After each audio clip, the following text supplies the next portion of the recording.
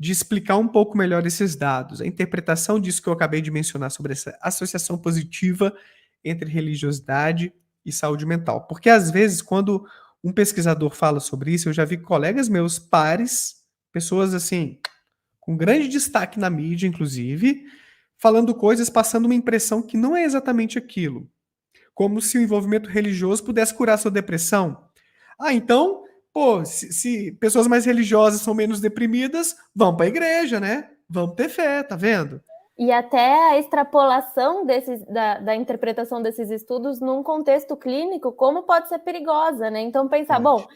se pessoas que estão frequentando a igreja ou têm algum vínculo religioso têm menos depressão, então vamos prescrever engajamento religioso para as pessoas para que elas não adoeçam, né? E aí a gente cai num risco, Pois né? A é. gente cai num campo muito perigoso, que também daqui a pouco acho que vai até linkar com a próxima pergunta, mas A você ia questão da comentar. ética no consultório, eu posso falar sobre isso depois, é importante também.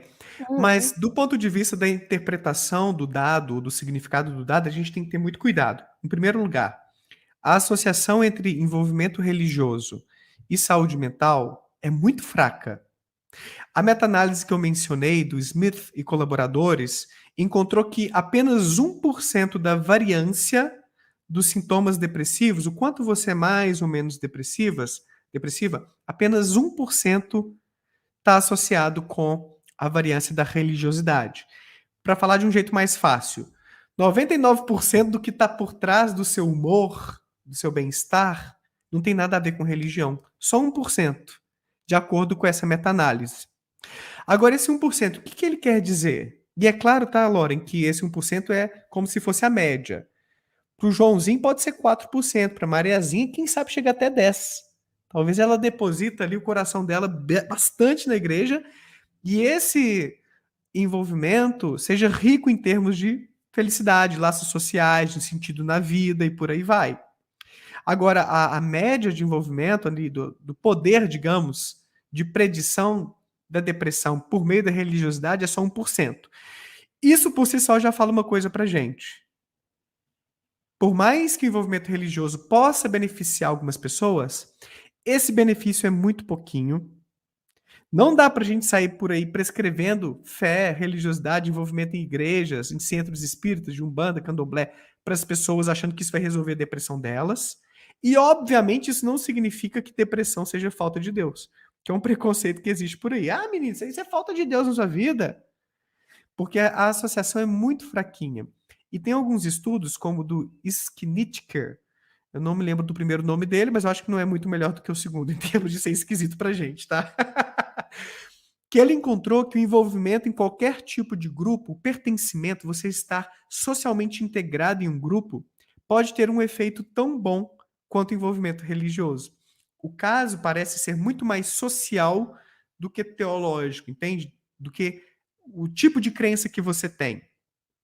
Então, só para dar um exemplo, você participar de um grupo de motociclistas que se encontram regularmente, tem ali toda uma identidade, vocês se ajudam eventualmente, pode ter um efeito benéfico similar ao de um envolvimento religioso, ou envolvimento com os amigos do futebol, ou até mesmo um envolvimento num grupo ateísta. Então, hoje existem vários grupos na internet de ateus e até alguns encontros presenciais. Esse senso de pertencimento, esse suporte social que a gente tem em momentos de adversidade, os conselhos dos bons amigos, a gente se sentir querido, amado. Isso tudo faz bem para nossa autoestima, para nossa saúde mental. Então, não é necessário você estar numa igreja, num centro espírita e por aí vai, para colher esses aparentes benefícios do envolvimento religioso. Então, esse é um ponto importante. A gente está começando a descobrir os mecanismos. No meu estudo de doutorado, inclusive, e tem outros autores encontrando coisas parecidas, embora a crença religiosa possa ter alguma associação com melhor saúde mental, essa crença, é um pouquinho complexo, mas quando a gente coloca no modelo estatístico o envolvimento religioso de você frequentar reuniões religiosas, tipo o culto evangélico, a missa católica, vai lá pegar um passe no espiritismo, sabe? Participa de um ritual na Umbanda. A parte social, quando entra na equação, nos modelos estatísticos, elimina o efeito da crença. Na verdade, a crença quando ela aparece se associando positivamente com saúde mental, ela é só um indicador de outra coisa que está existindo na vida da pessoa, que é o envolvimento mais comportamental, social. É como se fosse isso. É um pouquinho difícil de explicar, às vezes, de forma mais tranquila, mas é como se ela fosse um confundidor. Não é a crença que a pessoa tem que traz um melhor bem-estar para ela, uma melhor saúde mental. É porque ela está associada com outra coisa que interessa bem mais, que é o envolvimento social. Quando você coloca esse envolvimento social no modelo estatístico, o poder preditivo ou aquela associação da crença com a saúde mental desaparece. Não sei se ficou claro, assim, um pouquinho que entra um pouco de estatística aí já. Sim, eu vou te falar o que eu entendi, até tentando simplificar Tá, um pouco, e não sei se para o pessoal ótimo. também ficou dessa maneira, Uhum. mas é que a existência, a religiosidade, a espiritualidade como um construto, ele pode ser quebrado em várias áreas. Vários Então, ser pedacinhos. religioso significa você ter uma fé específica, significa você frequentar um local específico, significa você fazer uma leitura, um estudo específico. Qual Sim. desses aspectos da religiosidade pode ter um poder preditivo de uma melhor saúde mental? Então, fazer o que dentro da Exato. religiosidade, né? Então, a gente faz um desmembramento dos comportamentos religiosos para entender essa associação com o benefício da saúde mental. Perfeito. E aí, o que parece ter um poder maior nesses casos, eu não sei se é específico em psicopatologias ou se é para todas as pessoas, mas o que parece beneficiar mais é o engajamento social.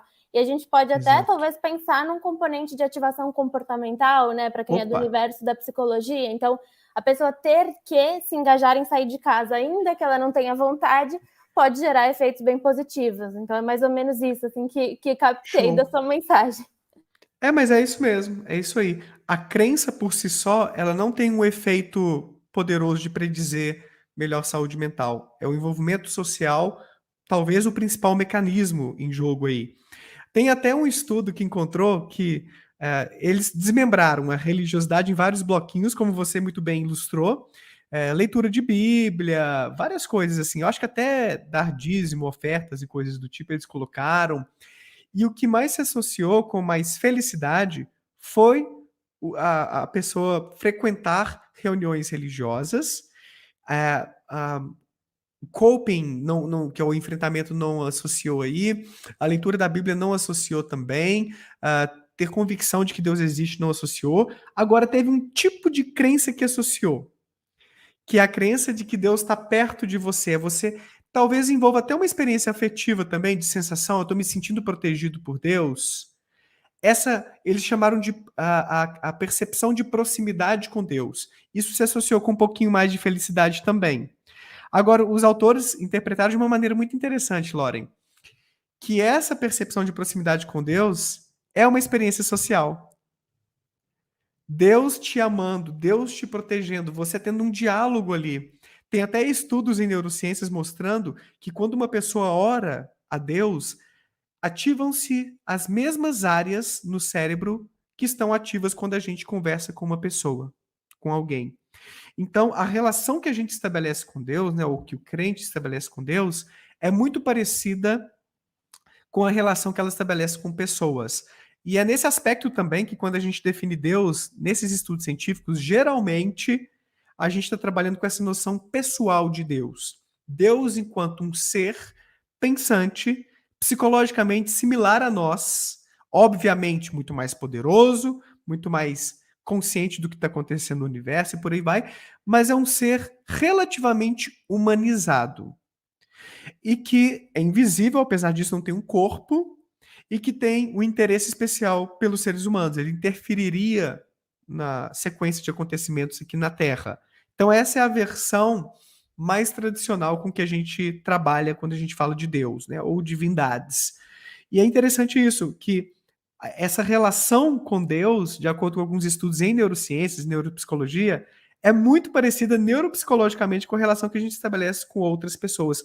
Daí, talvez, essa exceção para a crença de que Deus está perto de mim e eu sinto essa presença se associar com melhor saúde mental. Agora, as crenças, de forma geral, não se associam muito ou se associam por meio do comportamento religioso. E um detalhe aqui, vou falar de espiritualidade agora, sem ser no contexto religioso, só para completar essa minha discussão sobre saúde mental. A gente está descobrindo que a espiritualidade não religiosa ela não se associa com melhor saúde mental. A não ser em sentido de vida que a gente encontrou, pelo menos no meu estudo, eh, espiritualistas, né, as pessoas que têm alguma fé, têm algum envolvimento espiritual, mas não se identificam com nenhuma religião, portanto não têm religiosidade, elas superaram os agnósticos em presença de sentido na vida, que é um componentezinho da saúde mental. Mas, curiosamente, os espiritualistas brasileiros que a gente investigou eram mais ansiosos e mais depressivos do que os religiosos e do que os ateus. Então, a gente estava testando a hipótese de que talvez a certeza, você ser. ah, qual que é a palavra? Uma expressão que alguns autores usam é polarizado. Você tá no extremo, sabe assim, ó, você é um ateu, você acha que nada existe, tudo, ou você é um religioso e bate o pé e tá ali. Os grupos intermediários dos agnósticos e espiritualistas talvez fossem mais vulneráveis. Essa é a hipótese. A gente encontrou algumas evidências para isso. Na depressão e na ansiedade, a gente encontrou para os espiritualistas, que tendiam a ser um pouco mais ansiosos e um pouco mais deprimidos. Não é muito também, tá? Cuidado ao interpretar, ok? A gente está falando de médias estatísticas. Não quer dizer que não haja ateus no fundo do poço, ou até padres no fundo do poço, como o Marcelo Rossi já desenvolveu uma depressão grave, o padre Fábio de Mello também. A gente está falando sempre de médias estatísticas. É tipo, o homem médio é mais alto do que a mulher média. Estou falando de uma média estatística. Mas existem muitas mulheres mais altas do que homens. Eu sou um homem relativamente baixo, né? De 1,68. Então tem muita mulher mais alta do que eu. Então a gente está falando de uma média estatística. O agnóstico médio tende a ter menos sentido na vida do que o ateu médio. A hipótese nossa, o ateísmo talvez, ou os ateus de forma geral, eles encontram algumas respostas para suas questões existenciais na ciência, talvez na filosofia. Eles se confortam com algumas respostas. Já o agnóstico talvez seja uma pessoa mais cheia de dúvidas. E aí, se você tem muitas dúvidas existenciais, talvez o seu sentido na vida esteja um pouquinho abalado. Até porque um dos 3 componentes de sentido de vida é essa visão de mundo. É uma hipótese, tá? Uma interpretação de um dado que a gente encontrou e teve mais alguns estudos encontrando algo parecido. Mas é só para dizer, voltando aí ao ponto central, que a crença parece não ser o que mais importa. Caso contrário, os espiritualistas teriam melhor saúde mental do que os ateus. Entende? Sendo que não, os ateus são menos deprimidos e menos ansiosos do que os espiritualistas. Talvez a gente até levantou uma hipótese, olha só, o tanto que o negócio vai ficando complexo. Talvez haja algum benefício na socialização dos religiosos, e tem estudos longitudinais encontrando isso, que pessoas que foram se envolvendo mais com a religião foram tendo um pouquinho menos de sintomas depressivos ao longo de anos, e as pessoas que foram saindo da religião e se espiritualizando de fora da religião foram aumentando os sintomas depressivos. Tem um estudo longitudinal do Vitangel, acho que 2018 ou 2016, que encontrou isso. Então, pode haver mecanismos sociais importantes para a gente entender um pouquinho menos, um pouquinho, de sintomas depressivos entre pessoas mais religiosas, mas talvez também haja alguns outros fatores para explicar outras coisas aí. Então, talvez cada componente de saúde mental mereça uma investigação peculiar. Pode haver vários mecanismos envolvidos para felicidade, ou ansiedade ou depressão. Não dá para a gente generalizar, simplificar num mecanismo só. E é isso que a gente está investigando também.